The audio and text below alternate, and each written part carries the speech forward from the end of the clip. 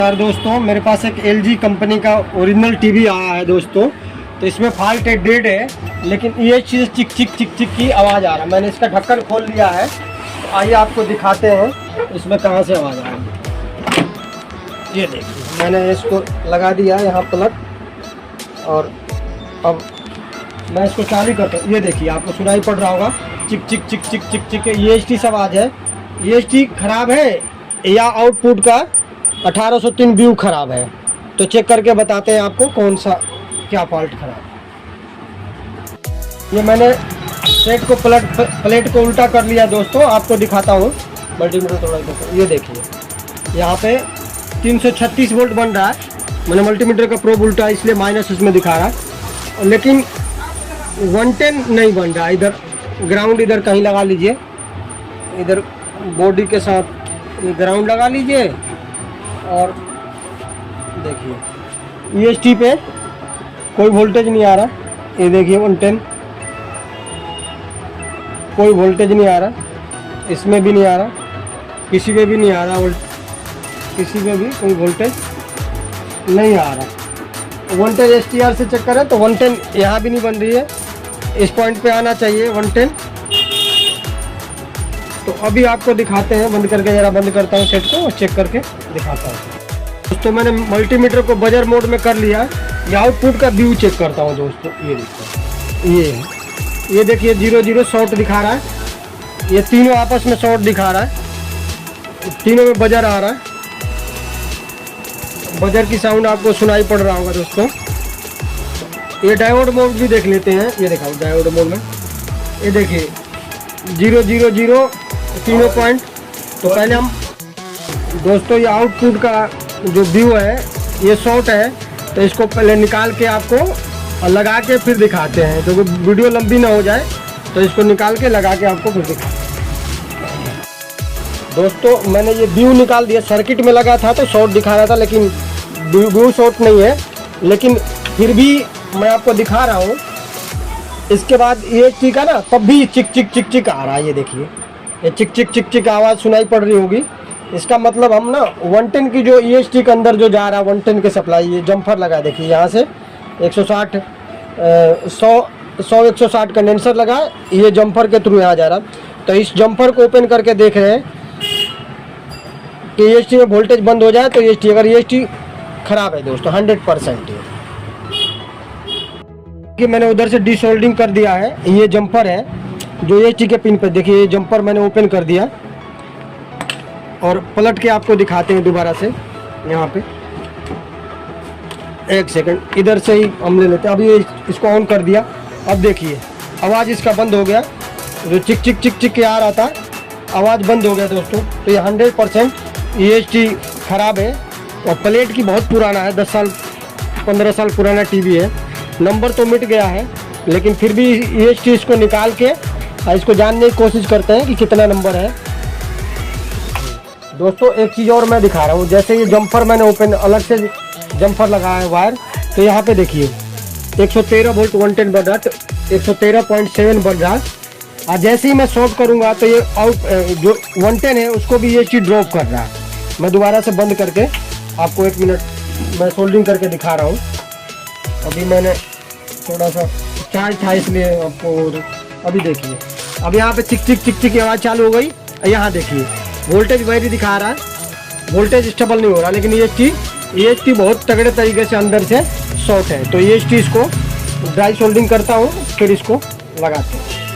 तो मैंने desoldering pump से इसको निकाल लिया। ये देखिए सोलोरा का EHT है, 6174Z है और 6040C है। तो ये सेम EHT इसमें डालना पड़ेगा आपको, और डाल के सेम फिर व्यू लगाइए और जंपर लगा के इसको ऑन करके दिखाएंगे आपको। ये दोस्तों देखिए EHT का हम कैप निकालते हैं ना, तो पहले ग्राउंड से एक मल्टीमीटर का प्रोब है, इसको लगा लीजिए। कहीं जब EHT पिक्चर टू चार्ज होता है तो आपको करंट लगने का रहेगा, तो इसलिए मैंने डिस्चार्ज कर लिया। देखिए अब इसको घुमा के निकाल दिए, निकाल के इसको शॉर्ट करके EHT निकाल लिया, और बेस हल्का हल्का घुमा के, नहीं तो आपकी पिनें टूट सकती हैं। और ये देखिए यहाँ पे पिन होता है, इसको दबाएंगे तो EST का वायर आपका ये देखिए दबाए निकल गया। दूसरा ये दबाए और ये देखिए निकल गया। बेस वापस लगा दीजिए और EST लाके फिर लगा के दिखा। दोस्तों इस नंबर की EST अभी तो मेरे पास मेरी दुकान में है नहीं, लेकिन कल मैं मार्केट से लेके और लगा के आपसे मिलते हैं दोस्तों। और दोस्तों दूसरा दिन है तो EST जो ख़राब था मैं मार्केट से ले आया। देखिए 61 इधर का कैमरा करो 6174V जेड के 6174 की जगह आप V भी लगा सकते हैं। 6040 देखिए नीचे भी लिखा है, ये 6040C लिखा है। 6174V भी है। तो अगर B C और Z एक साथ चलता है कुछ भी लगा सकते हैं आप। तो लगा दिया मैंने और सोल्डिंग करके आपको इधर दिखाता हूँ पलट के प्लेट को।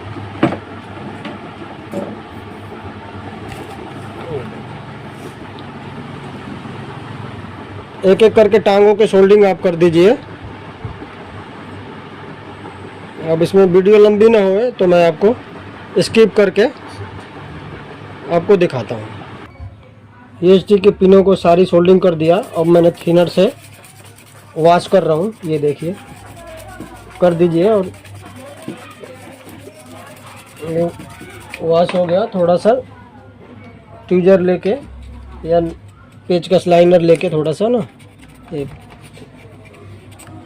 जो शॉर्टिंग का खरोच लीजिए। अब भी इसको मैं बेस की कनेक्शन लगा के आपको दिखाता हूँ। बेस को प्यार से निकालना है, ये धीरे धीरे धीरे धीरे करके।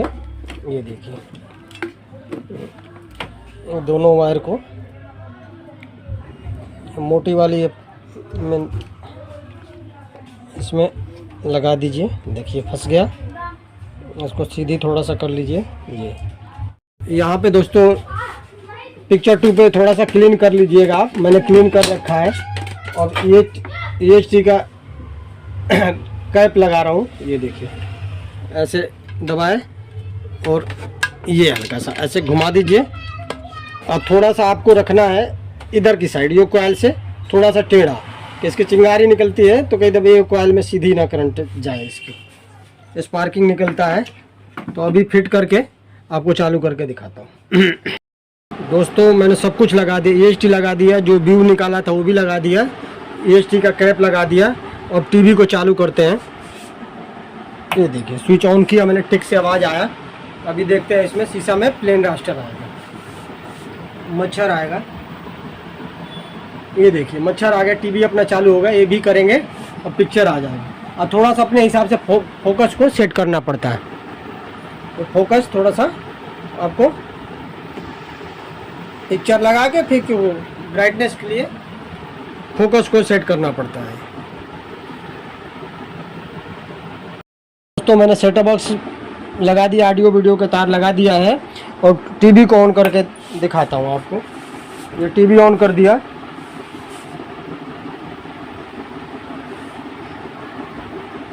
ये ऑन हो गया। अब ये भी करते हैं दोस्तों।